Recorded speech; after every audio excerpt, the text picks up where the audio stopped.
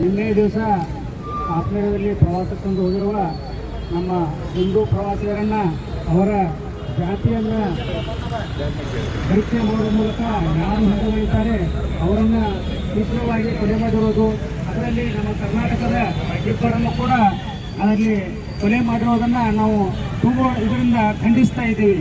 ಗೋಕಾಕದ ನಾಗರಿಕರು ಹಾಗೂ ಭಾರತೀಯ ಜನತಾ ಪಕ್ಷದ ಎಲ್ಲ ಕಾರ್ಯಕರ್ತರು ಇವತ್ತಿನ ಶ್ರದ್ಧಾಂಜಲಿಯನ್ನು ಅರ್ಪಿಸುವ ಮೂಲಕ ಆ ಭಯೋತ್ಪಾದಕರನ್ನ ಆದಷ್ಟು ಬೇಗನೆ ಹತ್ತಿಕ್ಕಿ ಕೊಲ್ಲಬೇಕಂತ ನಾವು ಕೇಳ್ತಾ ಇದ್ದೀವಿ. ಅವ್ರು ಮಾಡೋದು ಬಹಳ ಘೋರವಾಗಿರುತ್ತದೆ. ಯಾಕಂತಂದ್ರೆ ಅವರಲ್ಲಿ ಬಂದಾಗ ಯಾರನ್ನು ಕೇಳಿಲ್ಲ. ನೀವ್ಯಾರು ಲಿಂಗಾಯತರು, ಜೈನರು, ಬ್ರಾಹ್ಮಣರು, ಉಪ್ಪಾರು, ಕುರುಬರು ಏನೂ ಕೇಳಿಲ್ಲ. ಹಿಂದೂಗಳನ್ನು ಕೂಡ ಕೊಲೆ ಮಾಡಿದ್ರು. ನಮ್ಮಲ್ಲಿ ಜಾತಿಯ ನಡುವೆ ಬೀಜ ಬಿತ್ತಿ ಇಲ್ಲಿ ನಮ್ಮಲ್ಲಿ ಬೆಂಕಿ ಹಚ್ಚುವಂತ ಈ ರಾಜಕಾರಣಿಗಳ ಒಂದು ಕುಮ್ಮಕ್ಕಿನಿಂದ ಈ ಭಯೋತ್ಪಾದಕರ ಹಾರಾಟ